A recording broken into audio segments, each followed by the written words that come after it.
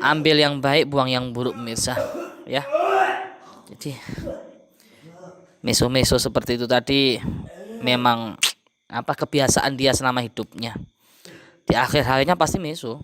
Padahal dia seorang orang yang disegani, yang dihormati, pejabat kan ya. Dia seorang pejabat katanya tadi, ngakunya gitu. Ya Allah ya Karim. Yang saya garis bawahi dari yang ini dulu ya, yang ini dulu. Kenapa jasadnya itu tak diterima tanah dan ruhnya tidak diterima oleh langit? Satu, dia menghalangi orang yang berdakwah.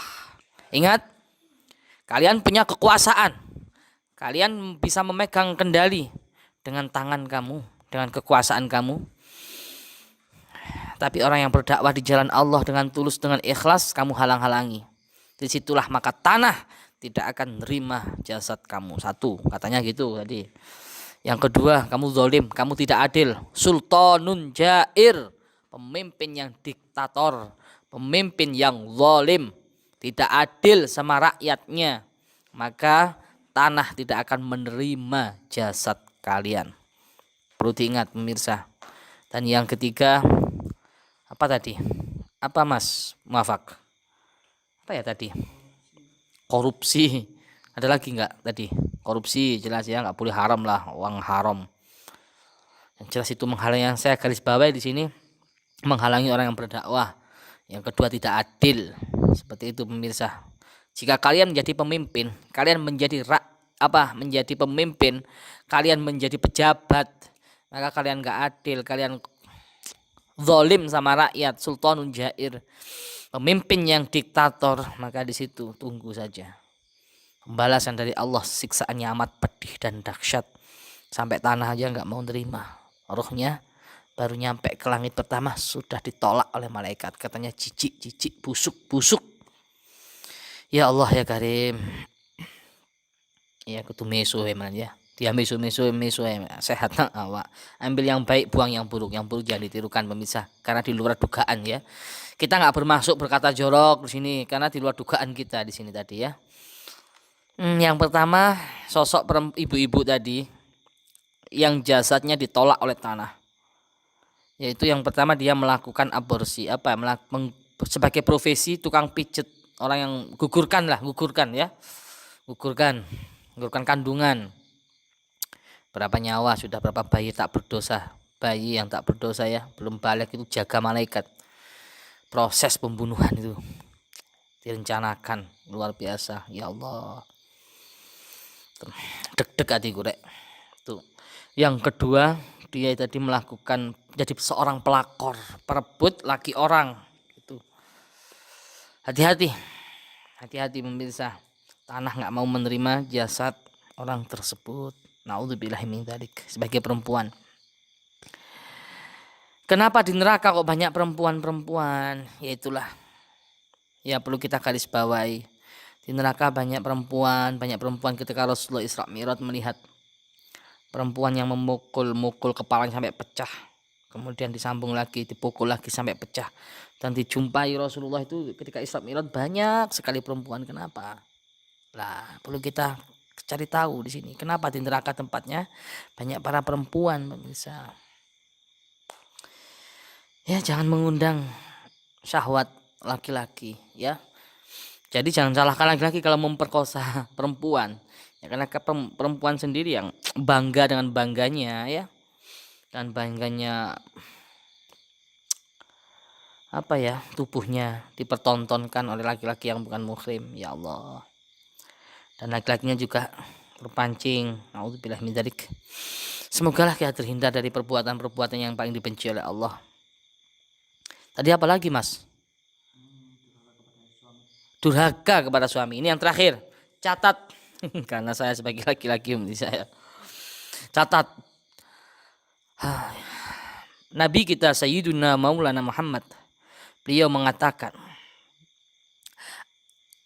para ulama mengatakan begini, kalau nggak salah ya.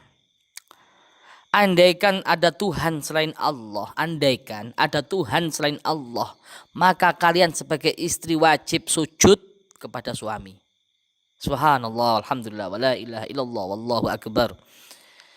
Berhubung nggak boleh, ya, karena nggak boleh disembah selain Allah, makanya nggak boleh sujud sama suami. Andaikan ada Tuhan lagi selain Allah, maka suami wajib kalian sebagai istri sujud sama suami.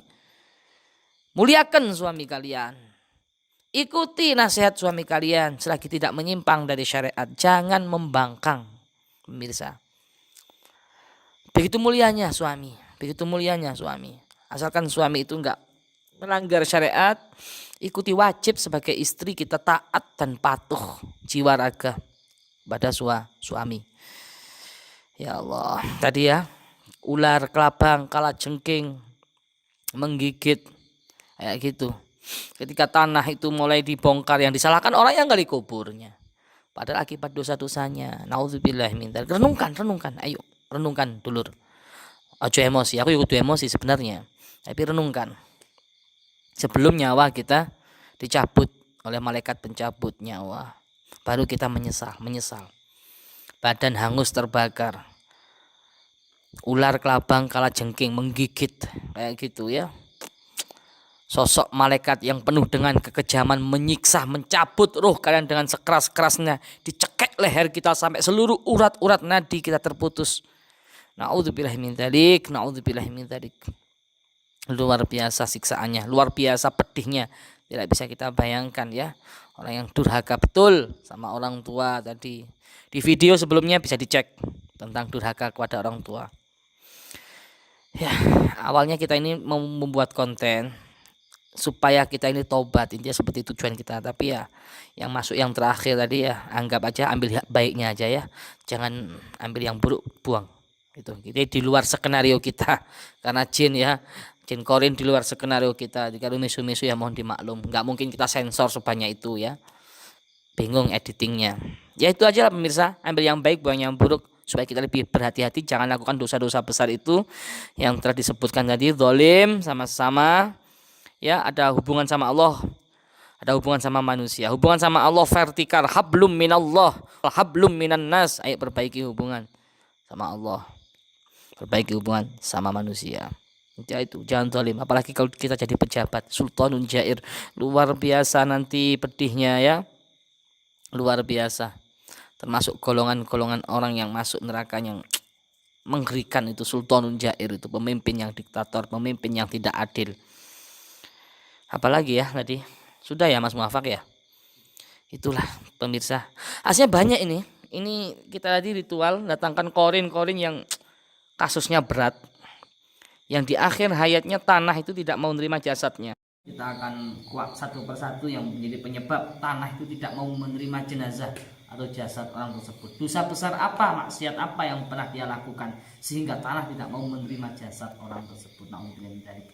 Mungkin itu saja yang dapat saya sampaikan, semoga bermanfaat. Kalau manfaat menurut kalian, support terus video ini, karena hasil dari video ini kita sisihkan sedekah untuk pembangunan pesantren ini, pesantren Tahfidzul Quran Darul Jannah. Support terus video Anda. Ingat, satu peluru bisa menembus satu kepala, tapi satu kata, satu huruf bisa menembus jutaan kepala. Sebarkan terus dakwah dimanapun Anda berada. Share, jangan lupa video ini ya. Itu saja. Assalamualaikum warahmatullahi wabarakatuh.